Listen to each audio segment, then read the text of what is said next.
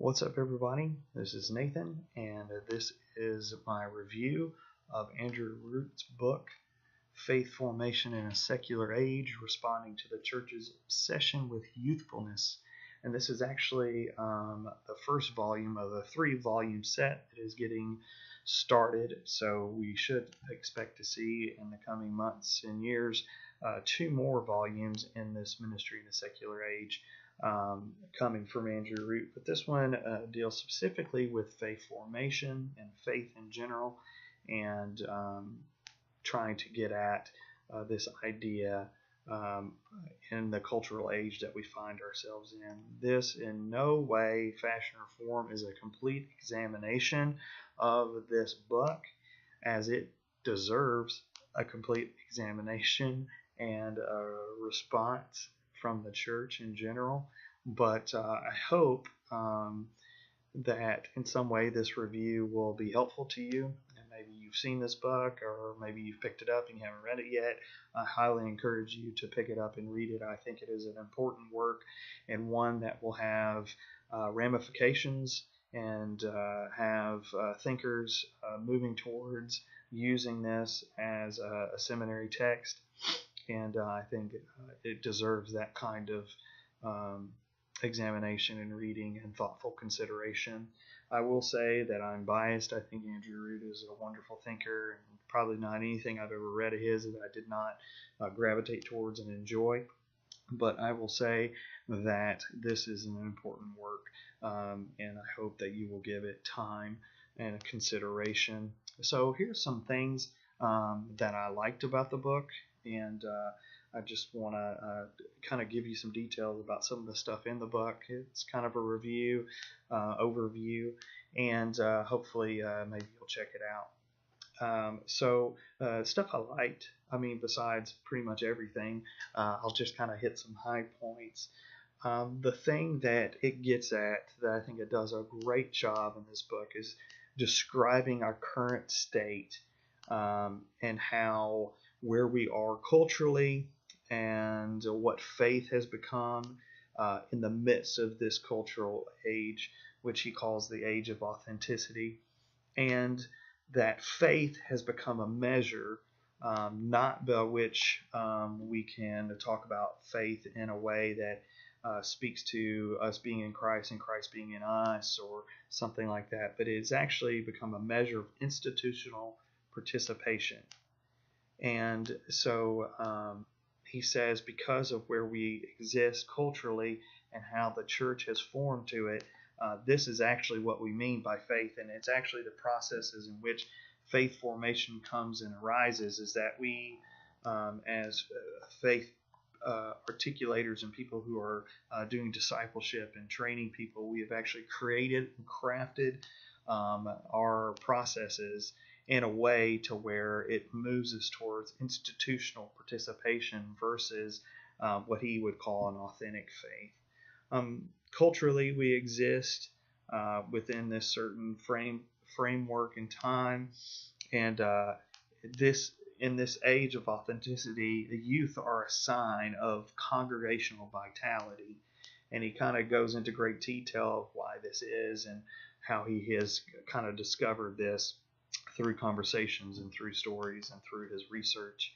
And I can tell you, I agree with him. There's so many conversations I have with people, drastically doing things, and desperate to have younger people be a part of what they're doing, as it is a sign of vitality. And he kind of points out and talks about a term that's been on the lips of many educators in Christian education for a while now. Kenda Creasa Dean kind of coined this phrase, moralistic therapeutic deism, and how we can combat that and talk about that. And there's been books written about this, and articles and blogs and curriculum and all types of stuff. And one of the things he does that I think is very interesting is that he shows us, unlike maybe what some of the articulators have been before on MTD, is that he says, and I'll read it in page 12 in the book, that moralistic therapeutic deism, or MTD, may not be a weed but the very indigenous plant species that grows in the soil of the age of authenticity. And that's why it's so hard to cut out. That it's not an anomaly. It's actually the faith that is produced by the way in which our culture has been and the way that the church has, instead of combating it in a certain form or fashion, the way that we have fashioned faith formation is actually producing this type of faith. And so that it is a plant indigenous. It is the faith that we get when we build faith around this cultural age. At least that's what I'm gathering from what he's saying. And that makes sense to me. He maps the first 6 chapters or so, kind of maps the history of how we got here to the age of authenticity. He talks, he hits a lot of sociological and philosophical and psychological and just cultural things.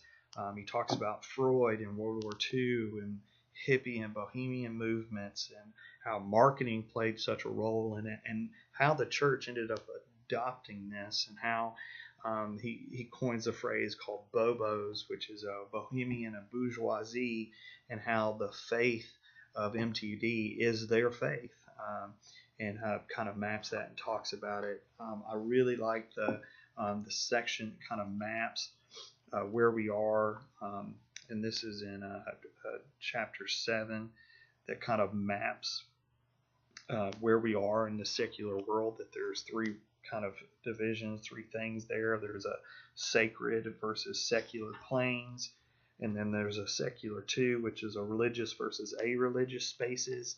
And then the third one is that we negate the negation of transcendence. So these all 3 play such a central role, central part in how faith formation has become what it is, and why faith has become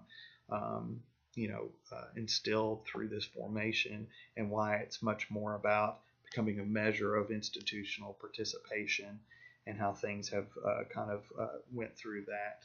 And so that whole piece there, he even talks in the intro, if you're not interested in it, you can just skip right over it. But I do think it's very important, and I wouldn't advise doing that. But I do think that it's a great lesson in where we are and how we got here, and why he sees that as an issue, and why he sees that it's a problem that needs to be addressed. And especially when we think about such conversations about keeping young people in the church, and the rise of the nuns and all that stuff. It's a very topical and a very imminent thing that should be in our lives.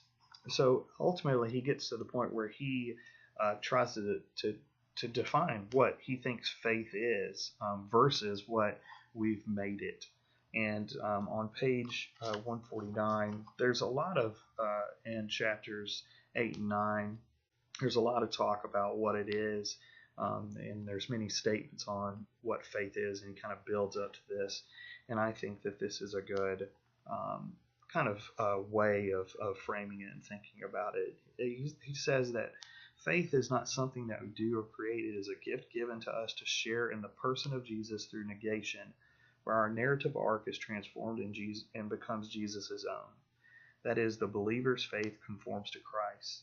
Specifically, the believer's faith is cruciform faith because Christ's faithfulness was expressed on the cross.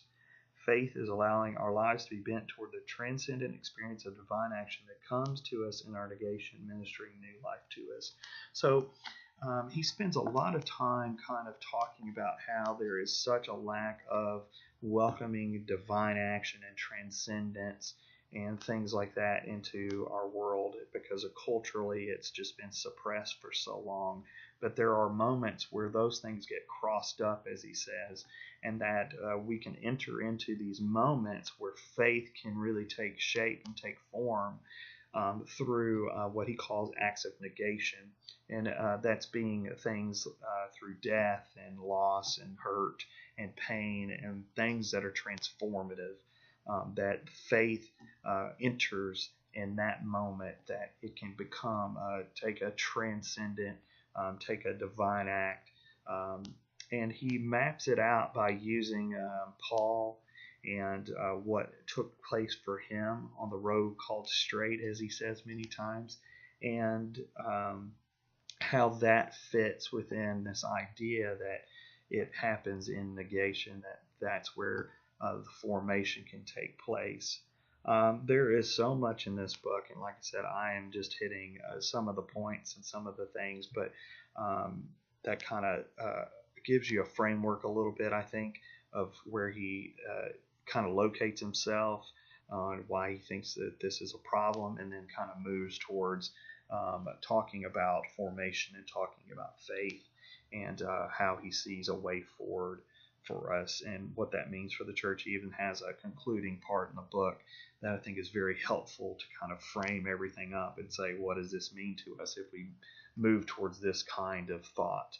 The only thing that left me wanting more is there's a section, I believe in chapter 8, where he uses this idea of, I believe it's Phineas, could be Phineas, I don't know, and Abraham, and talks about the distinction of Paul and how he was maybe following in line with Phineas, who does this violent act out of a zealous commitment to God, and how that is juxtaposed to Abraham, and through his weakness of faith, how that became a thing. And it uses this story to kind of compile and move forwards in his articulation of what faith and faith formation is. I would just say that I found it hard to follow his thinking on how the violence that Phineas does is somehow different from the violent act that Abraham is willing and committed to through his son Isaac. Now, granted, there are two different situations. I agree that Phineas actually completes the violent act, but Abraham doesn't. But I think they're both zealous commitments. And so I don't know. That was just one part of the book that left me kind of perplexed a little bit, not thinking that necessarily was I didn't follow that as well. And there's some other pieces in this book that needs to be digested some more. I just finished the book. I need to read some chapters. Specifically, there's a whole section in there about because and although and but. And sorry, I don't have that pulled up. I should.